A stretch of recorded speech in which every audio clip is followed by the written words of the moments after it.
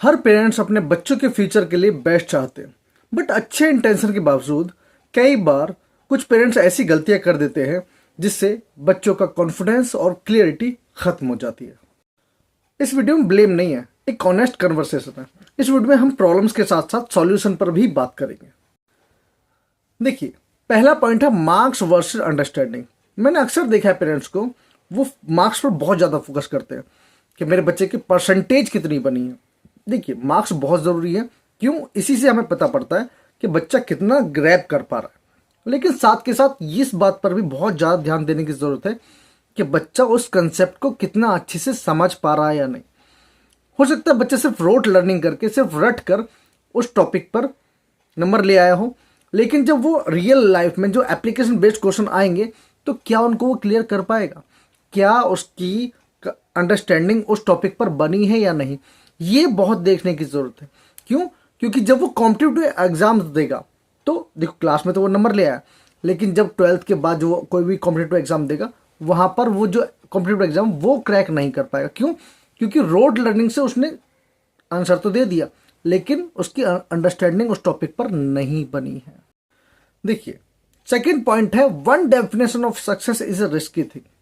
मैंने अक्सर पेरेंट्स को देखा है, बच्चे को कोई भी एक पोस्ट, एक ड्रीम पोस्ट उनको दिखा देंगे, डॉक्टर, इंजीनियर, कलेक्टर, और बोलेंगे तुम्हें यही करना है। ठीक है, अगर ये करोगे तो आप सक्सेसफुल हो, अगर ये नहीं किया तो आप जिंदगी में सक्सेसफुल नहीं हो पाओगे। अब चाहे उसके बाद बच्चा कुछ भी करना चाह रहा हो, आप बोलेंगे ये नहीं करना, यही करना है। ये सबसे गलत बात है। पहली बात, बच्चे की जो चॉइस है उसको सुन तो लो। क्या हो सकता है कि उसमें कुछ अच्छा ही हो, अपने वो ड्रीम को फुलफिल करना चाह रहा है तो उसको करने दीजिए, उसको सही टाइम पे गाइड करते रहिए। और हाँ, खुद भी गाइड करते रहिए। देखिए कि वो और क्या क्या एक्सपोजर हो सकता है, किस किस फील्ड में वो जा सकता है। टाइम टू टाइम उसकी करियर काउंसलिंग की क्लास लगाते रहिए, ताकि बच्चा खुद समझ पाए कि एक्चुअली में वो जिस डायरेक्शन में जा रहा है वो सही भी है या नहीं है। टाइम टू टाइम, सिर्फ एक बार नहीं, बच्चों की time to time career counselling होती रहनी चाहिए। अगर आप पहले तो आप स्टडी कीजिए और ज़्यादा, और देखिए क्या क्या हो सकता है। और अगर आपको लगता है कि आप इतने सक्षम नहीं हो, होता है कई बार कि पेरेंट्स उतने सक्षम नहीं है, उनको सिर्फ वो ब्रेड विनर है, वो सिर्फ अपना कमाने खाने पर ध्यान देते हैं, तो क्या होगा, आप किसी ऐसे इंसान को चूज कीजिए जो उनकी काउंसलिंग कर सके। ठीक है, अगर आप ऐसे करेंगे तो आपका बच्चा सही डायरेक्शन में जाएगा, कोई प्रॉब्लम नहीं होगी, ट्रस्ट में। देखिए, नेक्स्ट पॉइंट है इग्नोरिंग स्किल डेवलपमेंट। मैंने अक्सर पेरेंट्स को देखा है, अगर बच्चा कुछ एकेडमिक्स के अलावा कुछ और स्किल सीखना चाहता है तो उसको बोलते हैं अभी नहीं, पहले सिर्फ पढ़ाई करो, बाद में देखेंगे ये सब चीज़ें। चाहे वो कंप्यूटर क्लास करना चाहता हो या फिर कुछ भी और स्किल सीखना चाहते हो। देखिए, आजकल के टाइम पे बिना स्किल के कुछ नहीं है, और बच्चा जितनी कम एज में स्किल सीख लेगा उतना ही उसके लिए ज़्यादा बेटर है। क्योंकि 12th के बाद ये चीज़ें ग्रैब करना बहुत टफ हो जाता है। क्यों? क्योंकि बच्चे बहुत आगे होते हैं। जो बच्चा आपका 12th के बाद सीख रहा है वो बच्चा 6th क्लास में सीख चुके हैं, तो ये बहुत प्रॉब्लम क्रिएट करता है। और बच्चा एकेडमिक्स के साथ साथ इजीली चीज़ें सीख लेता है, बहुत सारी चीज़ें नहीं, एक एक करके उसको सीखने दीजिए, उसको और ज़्यादा, ठीक है ना, मोटिवेट कीजिए कि ये वाला कोर्स अच्छा है, उसको समझाइए कि क्या क्या चीज़ें ज़रूरी हैं, क्या नहीं है। अगर वो कोई स्किल सीखना चाहता है तो उसमें उसकी हेल्प कीजिए, मोटिवेट कीजिए, ना कि उसको डिमोटिवेट कीजिए या फिर उसको बोलिए नहीं ये चीज़ नहीं करनी। क्यों? क्योंकि वो उसकी ग्रोथ को रोक देगा। आजकल स्किल डेवलपमेंट का ज़माना है, सिर्फ एकेडमिक्स के साथ कुछ नहीं होगा।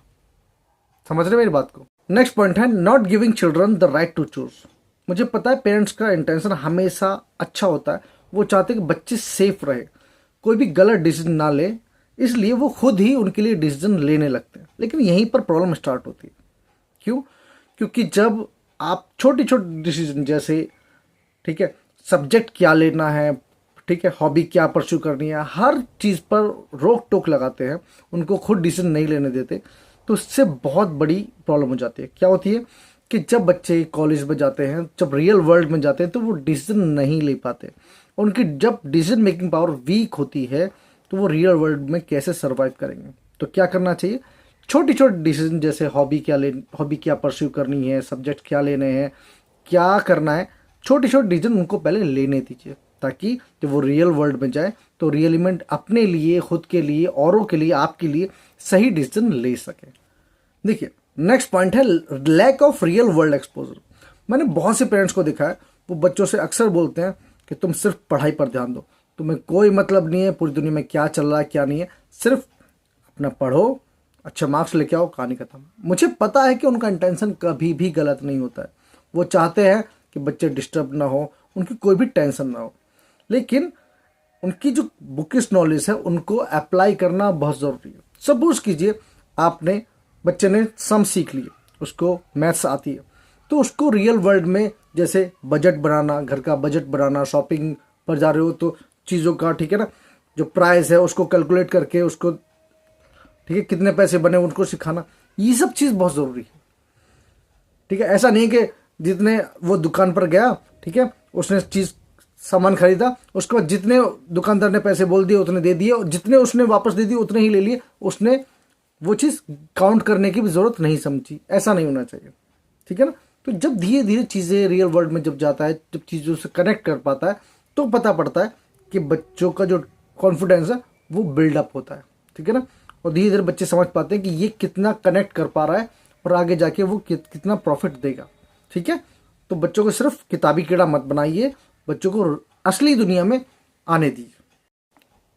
देखिए, नेक्स्ट बहुत इंपॉर्टेंट पॉइंट है और बहुत रिलेवेंट है, कंपैरिजन डैमेज कॉन्फिडेंस। मुझे पता है कि हमेशा पेरेंट्स का इंटेंशन हमेशा ठीक रहता है, अच्छा रहता है, ले और वो ये सोचते हैं कि ये सिर्फ कहने वाली बातें हैं। असल ज़िंदगी में अगर हम कंपेयर नहीं करेंगे तो बच्चे कॉम्पीट कैसे करेंगे दूसरों से, और आगे कैसे निकलेंगे। लेकिन दूसरों से आगे निकलने के लिए हमेशा दूसरों जो अपने आसपास के उनसे कंपैरिजन करने की ज़रूरत नहीं होती है। इस बात को समझिए। आपको जो बच्चा, देखिए, हर बच्चे का अपना आईक्यू लेवल होता है, हर बच्चे का अपना अंडरस्टैंडिंग होती है। तो अगर आपका बच्चा पहले से बेहतर कर रहा है तो उसको टोकने की ज़रूरत नहीं है, उसको सिर्फ मोटिवेट करते रहिए, गाइड करते रहिए। और अगर आप बार बार कंपेयर करेंगे तो आप वो सिंपल क्या बोलेंगे कि वो आपके बच्चे या हम आपके बच्चे, वहाँ पर इमोशनल जो बॉन्ड है वो ख़त्म हो जाएगा, और वो ख़त्म होना बहुत नुकसानदायक है। आप बच्चों को मोटिवेट कीजिए दूसरों को कंपेयर करने के अलावा, लेकिन हाँ, आप ज़रूर ध्यान रखिए कि हाँ, मेरा बच्चा कहाँ पर चल रहा है, उसको गाइड कीजिए, ठीक है। उसकी अंडरस्टैंडिंग बढ़ेगी, इमोशनल कनेक्शन बहुत ज़रूरी है पेरेंट्स का। वरना बच्चे क्या करते, अपने पेरेंट्स से बात ना करके दूसरों के पेरेंट्स से बात करते हैं, और फिर पेरेंट्स सोचते हैं कि बच्चे हमसे कटे नहीं। आप जब हमेशा कंपेयर करोगे तो वो आपसे बात कैसे करेंगे, ठीक है। उनको समझने की कोशिश कीजिए, वो क्या चाह रहे हैं, उनका पॉइंट ऑफ व्यू क्या है। अगर वो खुद से डाउन जा रहे हैं तो उनको स्ट्रिक्ट करने की बहुत ज़रूरत है, उनको टाइम टाइम ये बताने की ज़रूरत है कि हाँ, आप पहले से और डाउन जा रहे हो। लेकिन अगर वो पहले से बेहतर कर रहे हैं तो उनको और अच्छा करने के लिए बेहतर कीजिए। अगर आप अप्रिशिएट करेंगे तो वो भी उसको पॉजिटिवली लेकर के आगे बढ़ने की कोशिश करेंगे, ठीक है। कहते नहीं है कि अगर आप ये बोलते रहेंगे नहीं तो अभी ठीक नहीं, अभी नहीं है, और उससे कंपेरिजन करते रहेंगे तो वो डिमोटिवेट होता जाएगा और उसका कॉन्फिडेंस खत्म हो जाएगा, वो ठीक नहीं। देखिए, जो लास्ट पॉइंट है वो बहुत इंपॉर्टेंट है और बहुत रिलेटेबल भी है, अपने ज़िंदगी में उतारने की ज़रूरत है इसको। क्या है कि अपने बच्चों को अपने रिलेटिव्स के सामने कभी भी ज़्यादा प्रेस मत कीजिए, उसकी ज़्यादा बड़ाई मत कीजिए, ठीक है ना। और औरों के सामने बच्चों को, ठीक है ना, डिमोटिवेट भी मत कीजिए, उसको इंसल्ट भी मत कीजिए, ना ही प्रेज कीजिए ना ही उसकी इंसल्ट कीजिए। ऐसा नहीं करना अरे मेरा बच्चा तो बहुत निकम्मा है, या फिर अरे मेरा बच्चा तो बहुत, एकदम न्यूट्रल रखिए। जब तक वो कुछ बन ना जाए उसको एक्सपोजर में मत आने दीजिए, ठीक है। क्यों? क्योंकि अगर सपोज कीजिए अगर आप इस कमरे में हैं और आपको कोई नोटिस नहीं कर रहा है तो आप जो मन चाहे वो कर सकते हैं, आपके ऊपर कोई प्रेशर नहीं होगा।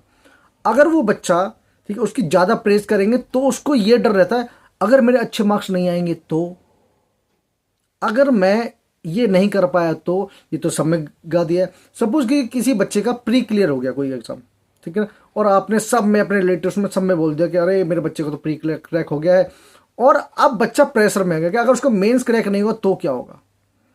और ये प्रेशर नहीं होना चाहिए बच्चे के ऊपर, ठीक है। जब तक कोई चीज़ पूरी तरह से क्लियर ना हो जाए आप बिल्कुल मत बोलिए, क्योंकि अगर नहीं हुआ तो बच्चे के ऊपर प्रेशर तो नहीं है कि लोग क्या बोलेंगे। अब आप बोलोगे कि लोग तो बोलते हैं, क्यों बोलते हैं? जब आपने बोलने का मौका दिया तभी तो। जब अगर आप पहले ही नहीं बताते तो पूछते भी नहीं। हाँ, जब क्रैक हो जाए तो भी बिल्कुल नॉर्मल, हाँ हो गया, इस तरीके से, ठीक है ना, ताकि ज़्यादा बच्चा ओवर कॉन्फिडेंट में भी ना आए, ठीक है। और औरों के सामने बच्चों को डांटिए भी मत, अगर डांटना भी है तो भी पर्सनली, क्योंकि आपके बच्चे की भी इज्जत है, उसकी भी सेल्फ रिस्पेक्ट है, इस बात को समझिए, ये बहुत ज़रूरी है।